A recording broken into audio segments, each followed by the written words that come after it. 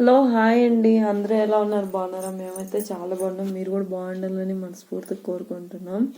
కానీ నేను ఒక విషయం చెప్పబోతున్నాను, మీరేం ఫీల్ కావకండి. ముఖ్యంగా అన్నలకి తమ్ముళ్ళకి మీరేం తప్పుగా అనుకోవద్దు, ఏం ఫీల్ కావద్దు. ఏమన్నా తప్పుంటే నన్ను క్షమించండి అందరూ. రక్షాబంధన్ వచ్చిందని ప్రతి అక్క ప్రతి చెల్లెలో అన్నకి రాఖీ కట్టడానికి వెళ్తుంది. కానీ ఆ అక్క చెల్లెలు ఎందుకు వెళ్తారంటే వాళ్ళు ఇచ్చే రూపాయికో లేకపోతే వాళ్ళు ఇచ్చే డబ్బులకో వాళ్ళు ఇచ్చే చీరలకో ఆశపడి వెళ్ళరు. ఏమో తమ్ముడు అక్క అంటే అనురాగంతో ప్రేమతో మా తమ్ముడు బాగుండాలి అన్నట్టుగా, లేకపోతే మా అన్న బాగుండాలి, నిండు నూరేళ్ళు చల్లగా ఉండాలి, వీళ్ళు బాగుండాలి అన్నట్టుగా అక్క కానీ చెల్లి కానీ ఆ అన్నకు కానీ తమ్ముడికి కానీ రాఖీ కట్టడానికి వెళ్తుంది. ఈ జనరేషన్లో నేను చూడంగా చాలామందిని ఎలా ఉన్నారంటే, ఇప్పుడు ఏదో సపోజ్ నా కూతురే ఉంది, నా కొడుకే ఉన్నాడు. ఇప్పుడు నా కొడుకు కాడికి మా చెల్లెలు నా కూతురు వచ్చి రాఖీ కడుతుంది అనుకోండి. నా కొడుకు దగ్గరికి నా కూతురు వచ్చి రాఖీ కట్టినప్పుడు మావాడు ఏం చేస్తాడంటే, ఎగ్జాంపుల్ చెప్తున్నాను తప్పుగా అనుకోవద్దండి, మావాడు ఏం చేస్తాడంటే ఇప్పుడు మా అమ్మాయికి ₹1 ఇవ్వడానికి ఎంతో ఆలోచన చేస్తాడు. మామూలుగా ఎగ్జాంపుల్గా చెప్తున్నాను. ఇప్పుడు మావాడు ₹1 ఇవ్వడానికి ఎంతో ఆలోచన చేస్తాడు. అదే పక్కన ఎవరో అమ్మాయి వచ్చి అన్నయ్య అని రాఖీ కడితే పట్టు చీర పెట్టడానికి కూడా వెనక ముందు ఆలోచన చేయడు.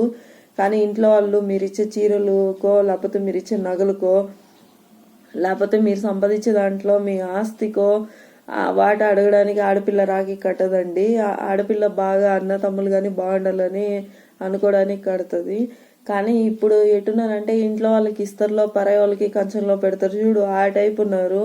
కానీ అందరూ అలాగే ఉన్నారని నేను చెప్పను, మీరేం తప్పుగా అర్థం చేసుకోకండి. కొంతమంది మాత్రం అట్లా ఉన్నారు. కొంతమంది నేను చూడంగా చాలా మంది, నేను కనీసం ఒక 3-4 చూసినాను ఇలాగే ఉన్నారు. అందరూ అలా ఉంటారని నేను చెప్పను.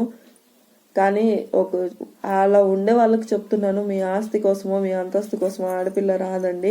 మీరు బాగుండాలని చల్లగా ఉండాలని రాఖీ కట్టడానికి వస్తుంది. ఉన్నదంతా మీ ఇంట్లో ఊడ్చుకోవడానికి రాదు ఆడపిల్ల, మీరు చల్లగా ఉండాలని వస్తుంది.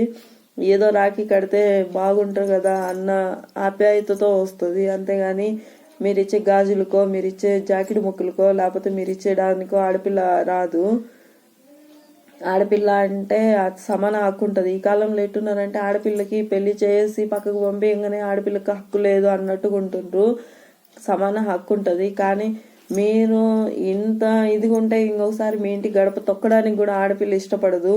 అసలు చాలా కూడా ఇష్టపడదు. ఇది ఏంటంటే ఉండే విషయం చెప్తున్నాను, మీరు ఎవరు తప్పుగా అర్థం చేసుకోకండి. ఇప్పుడు ఉండే జనరేషన్లో ఇట్టున్నారు జనాలు. అదే మన ఇంటి ఆడపిల్ల ఒక రాఖీ కడితే ₹1 ఇచ్చేయడానికి వాళ్ళకి స్తోమత ఉండదు. పక్కింటి అమ్మాయి నా అన్న అని వచ్చి కడితే వాళ్ళకు పట్టు చీర పెట్టడానికి కూడా వెనక ముందు ఆలోచన చెయ్యరు. ఎందుకంటే అదొక సాటిస్ఫై, అదేదో అంటారు కదా, ఇంట్లో వాళ్ళకి ఇస్తర్లో పెట్టి పరాయిలో కంచంలో పెడతారు చూడు, అట్టా ఇప్పుడు జనాలు అట్లే ఉన్నారు. కానీ ఒక్కటి గుర్తుపెట్టుకోండి, ఎప్పుడన్నా కానీ ఆడపిల్ల మీ మంచి కోరి వచ్చి చేసినప్పుడు ఆడపిల్లని కన్నీటితో పంపించకండి. ఇంత మీరు ఆడపిల్లను కన్నీటి పంపిస్తారో ఏదో ఒక రోజు ఆ శాపమే మనకి, ఆ కన్నీళ్ళే మనకి శాపమై చాలా బాధపడాల్సింది వస్తుంది జీవితాంతం. ఇప్పుడు సంతోషంగా ఉంటే ఉండొచ్చు, కానీ రాబోయే రోజుల్లో చాలా కష్టాలు పడతారు. అది మాత్రం గుర్తుపెట్టుకోండి. కానీ అన్నలో ఇప్పుడు సపోజ్ మా ఆయనే ఉన్నాడు, మాకైతే ఆడపిల్లలు లేరు.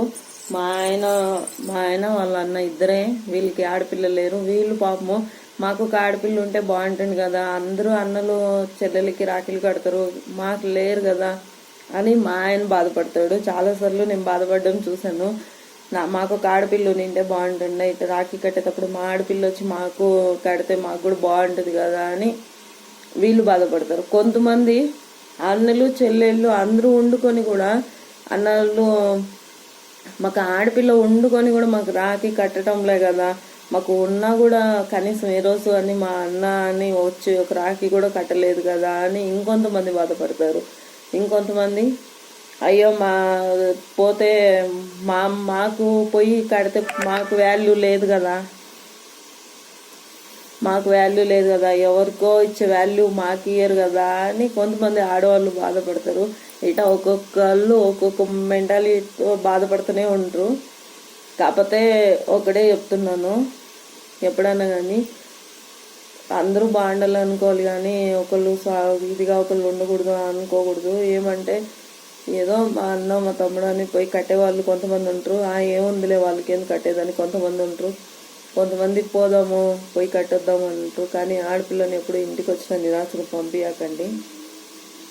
ఈ కాలంలో తల్లిదండ్రులు కూడా అట్లే ఉంటుండ్రు.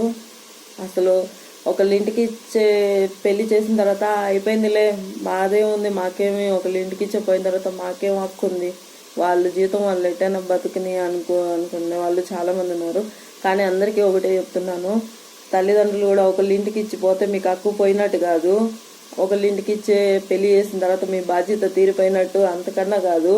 ఆడపిల్లను ఒకళ్ళ ఇంటికి ఇచ్చిన తర్వాత చూసుకోవాల్సిన బాధ్యత తల్లిదండ్రిదే.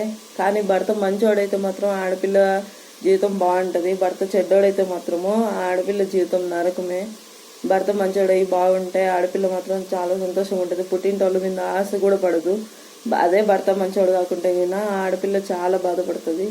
ఎందుకంటే అందరూ ఉన్న అనాథం చేసిందని ఆ కన్నీళ్ళు ఏదో ఒక రోజు మనకే, ఈరోజు మనం సంతోషంగా ఉన్నామని అనుకోవచ్చు, కానీ రేపు పొద్దున ఏదో ఒక రోజు ఆ కన్నీళ్ళు పుట్టింటోళ్ళకే తగిలితాయి.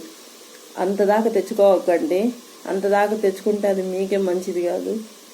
అదే ఉద్దేశంగానో లేకపోతే ఇంకొకరి మీదనో లేకపోతే ఒకరి మీద పగతోనో ఇంకొకరి మీద స్వార్థంతో చెప్పటం లేదు. నేను చూసిన కొన్ని విషయాలు ఉన్నాయి కాబట్టి చెప్తున్నాను.